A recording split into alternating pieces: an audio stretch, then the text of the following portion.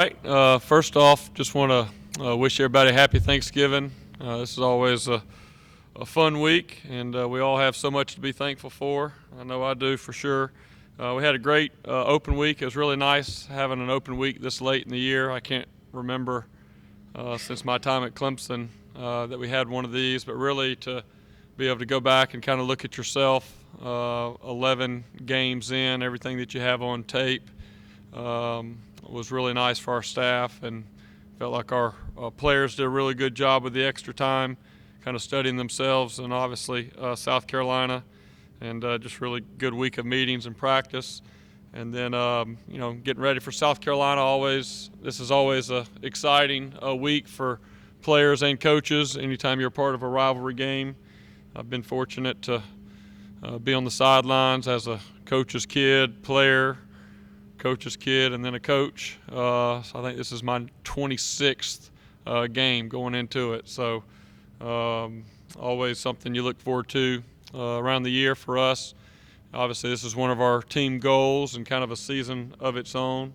Probably the biggest thing that stands out watching South Carolina's defense is their front. They've played well all year long.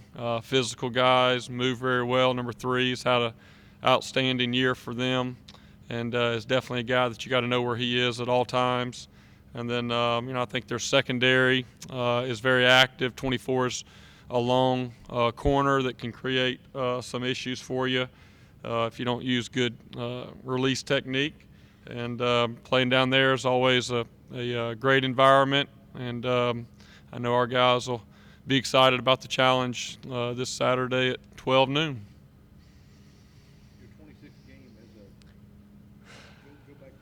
Yeah, as well, my first 5 years were on the sidelines while my dad was coaching down there, and then my next 4 years were as a player here, and then the next 5 years I was on the sideline as a coach's kid, as I was coaching high school ball, and then at Presbyterian. I think our season was over, so I was able to go to that game, and then really for the last 11 years, I guess, as a coach. So I've been on the sidelines of this game in one way, shape, or form for going in my 26th year.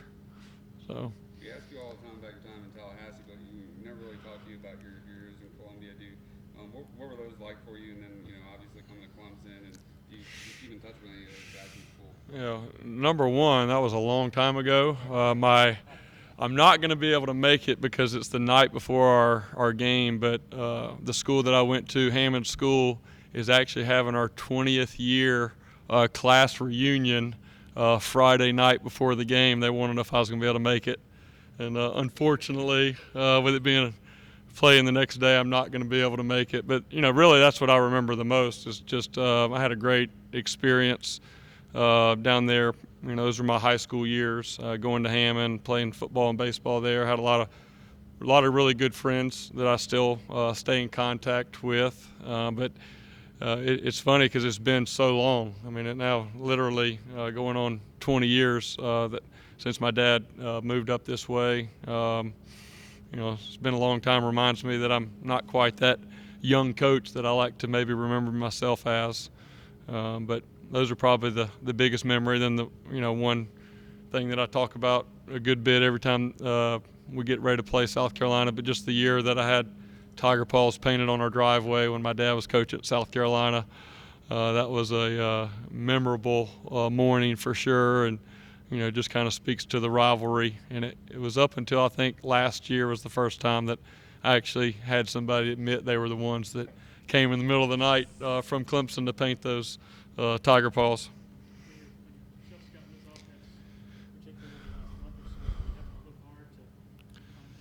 Yeah, I mean, I think the biggest thing, number one, we're playing well. I think our efficiency in a lot of areas is much improved from our last open week kind of self-scout that we did.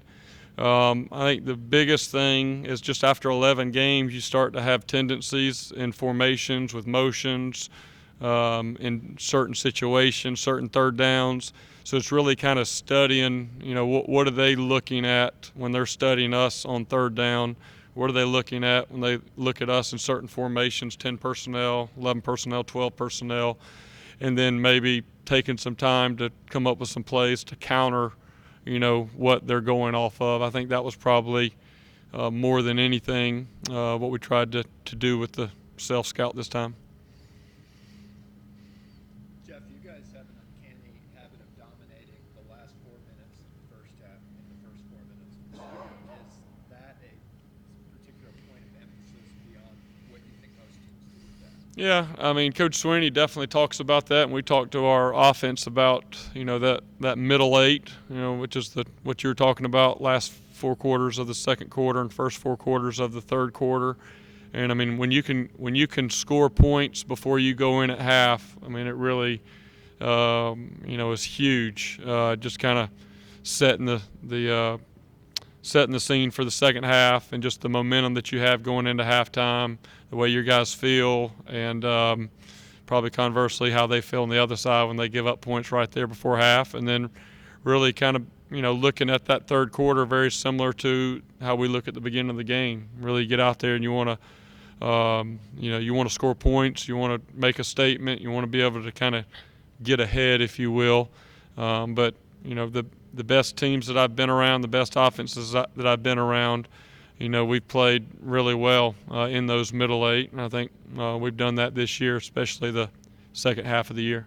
How do you do it, though? I mean, it seems like it's easier said than done. Yeah, well, I think part of it is being able to make adjustments, both in the first quarter and beginning of the second quarter, and be able to get those communicated to your guys, and for them to be able to go out and act on those. And then obviously you get 20 minutes there at halftime to make some more adjustments, communicate. And I think that's one thing our players do a really good job of is they're able to make adjustments. It's one thing as a coach to be able to see something and all you can do is communicate it to them, but for them to be able to understand what you're saying and be able to kind of take those words and put it into action, that doesn't always happen. That comes from a lot of really good communication during the week, from them putting in some extra time studying the opponent during the week, and then obviously being engaged in our meetings. But I think each position coach, I think, does a good job with their position, after we kind of see how people are going to play us early in the first quarter, and then our players take that information and do a good job making the adjustments.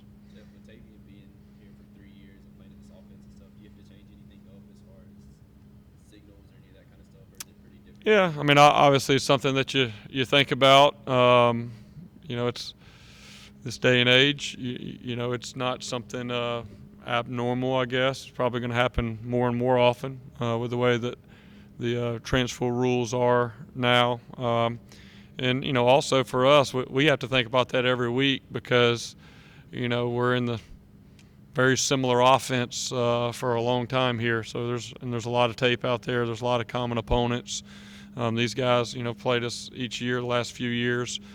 So it's something that we always take into consideration. And having an open week again allowed us to be able to make any changes that we'd want to make to how we're getting plays in, those type of things. If you have a bunch of great wide receivers, not having any of them on the Bolitnikoff semifinalist list, what does that say about just the fact that you all spread the ball around as much as you do, and the selflessness of those guys? Yeah, I mean, I think I got a lot of talented players on our team, and offensively, I mean, at quarterback, running back, wide out, you go down the list, there's a lot of guys. All I know is our guys have really bought into the attitude that, they're chasing these team trophies, and we've been fortunate to win a lot of those with that being our focus. Sometimes you can look at some of the guys that win those awards, and they're all great awards, but, sometimes they're on teams that are, 8-4, 7-5, and, I'm probably just most proud of the way our guys really have not got caught up in worrying about their stats, which a lot of those awards have to be based off of stats. And, I think it says a lot, too, about how well our defense has played. I mean, if you want to sit there and compare offensive skill guys' stats, some of those teams, that have really good stats by their quarterbacks and wideouts, they've been playing in shootouts all year long. So they've been throwing the ball for 4 quarters. And, the way that our season's gone, we've been able to run the ball very well. And when it's been time to throw the ball, like, last week, we were able to throw the ball. I'm proud of how our guys have performed up to this point. And the big challenge is, what matters most is how you kind of finish the year. And last year we had a really special year because our best players played well at the end of the year. And, that's our expectation this year as well. It seems that South Carolina struggles a bit more offense and defense. I guess against Georgia they gave them some problems. What does their defense do to kind of create problems? Yeah, like I said earlier, I think their defensive front is very talented, and they've created issues for most everybody that they've played this year. They're more physical, and I think they play harder than maybe they have in the past. I think number 3, like I said, has been a problem for everybody all year long, and he requires a lot of double teams, which allows some of the other guys to get some one-on-one matchups. And I think it's definitely the best defensive front that we've played against South Carolina probably in the last 4 or 5 years. So it's definitely got our guys' attention, and our guys know it'll be a good challenge. And we hope as our season goes, we'll continue to play some other teams that have really good defensive fronts. So this is just kind of what you come to expect this time of year as we're in our championship phase. Yeah, what are some, as a player and as a coach, your best memories of this game? Yeah, as a coach, probably the best memory is when Deshaun